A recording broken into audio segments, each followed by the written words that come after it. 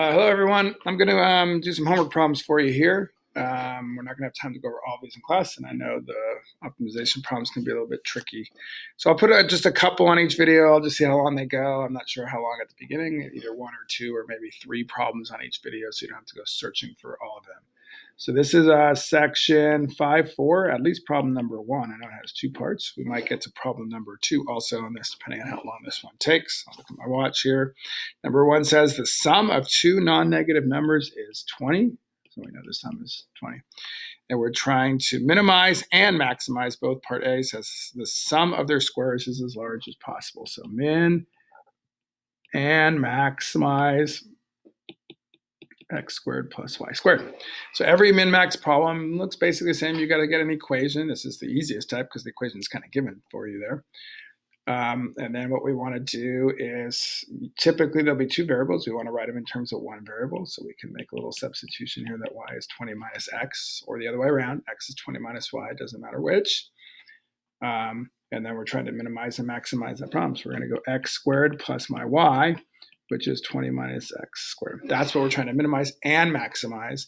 And the minimum and maximum points are going to come from the critical points, which is the turning points, derivative equals 0, or undefined, cusp, and things like that, or the endpoints. So I have to check endpoints also. So we'll call this, I don't know, we'll call it P for product. It's not really a product, it's a sum. We'll just call it P. We're trying to maximize P, so I'm going to take the derivative. I get 2x plus, this is a chain rule. You could multiply this out. I'm just going to do a chain rule, 20 minus x to the first, be careful here, times the inside derivative, which is a -1. The way you minimize or maximize an equation is by taking the derivative setting equal to 0, because those are the critical points.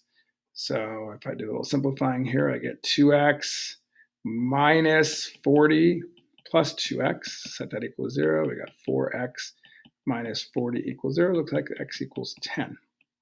So now we got some choices. There are endpoints here. The smallest x can be a 0 because it's 0 plus 20 would be 20, and the biggest it could be would be 20.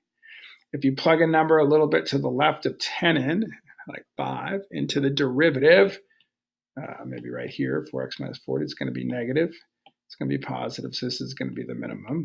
But you can also just check everything. So you could check, we have 1 point which is 0, 20.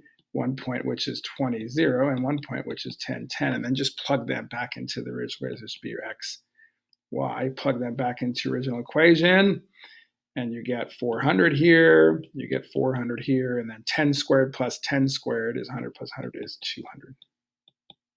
So this would be the minimum value at 10, 10, and the maximum value at 0, 20, or 20, 0, doesn't matter which, okay? Part B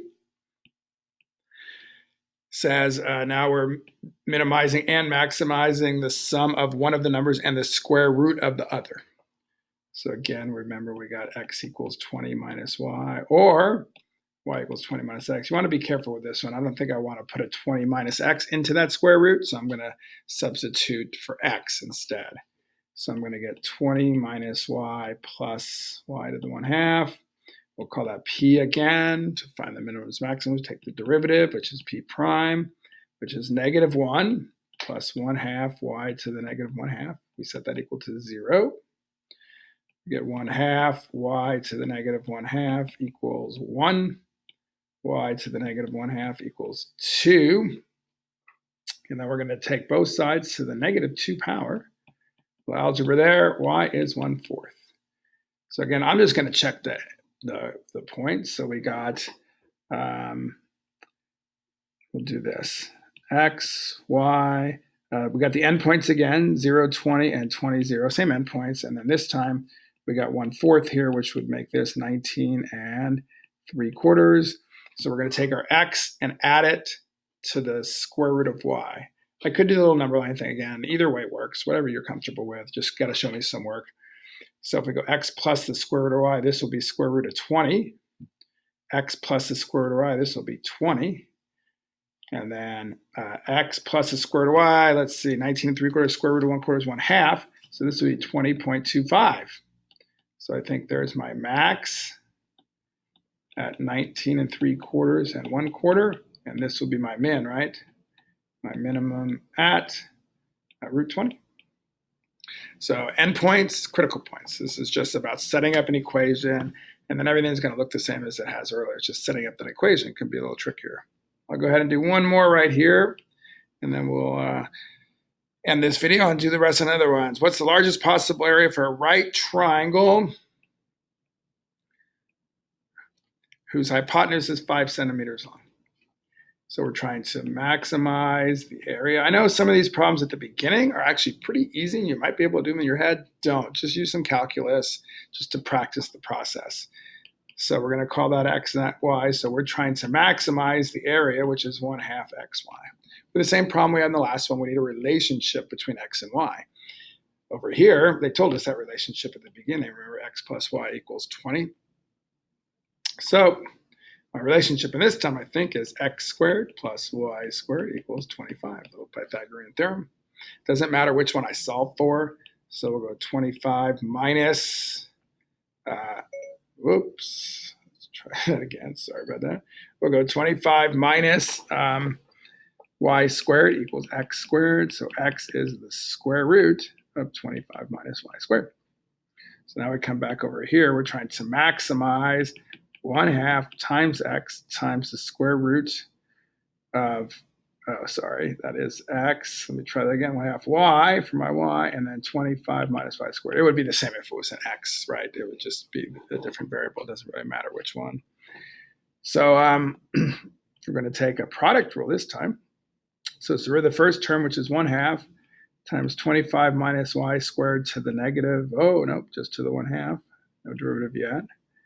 Plus that second term, which is 1/2 times 25 minus y squared to the negative 1/2 times what's inside, which is negative 2y, times the first time, which is 1/2 y. Sorry, I'm going to simplify that and make it a little easier for you. So it's 1/2 times 25 minus y squared to the 1/2 plus, actually going to be a minus. So let's see. Let me clear that up. It's going to be a minus because of the minus sign there. Then I got 1/2 times 1/2 is 1/4. Then I got a 2, so it's just 1/2. I got that y, and then 25 minus y squared to the negative 1/2. A little harder algebra in this problem. We're going to set that equal to 0. I'm going to factor out. Notice there's a 1/2 in both terms. And then notice there's a 25 minus y squared to the negative 1/2 in both terms. What's left from the first term is just a 25 minus y squared. In the second term, I factored out, I feel like I have an extra 1/2. Oh no, they both had 1/2, 1/2. Yeah, okay, good. 25 minus y squared minus, I took out the 1/2, only left with a y here. Okay.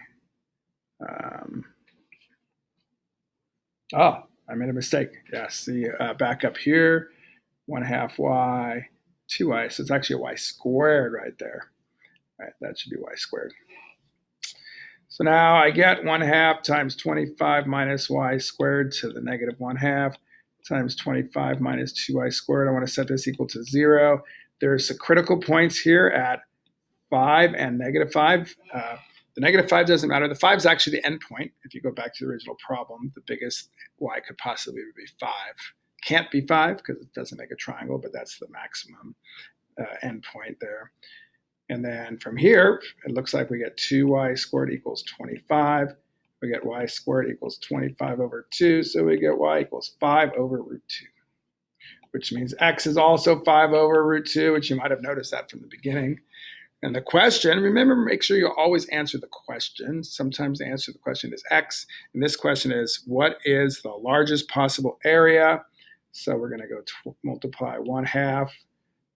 Let's do this. 1/2 times 5 over root 2 times 5 over root 2 looks like 25 over 4. That's the largest area. All right, that's it for 1 and 2. The next video we'll have a couple more.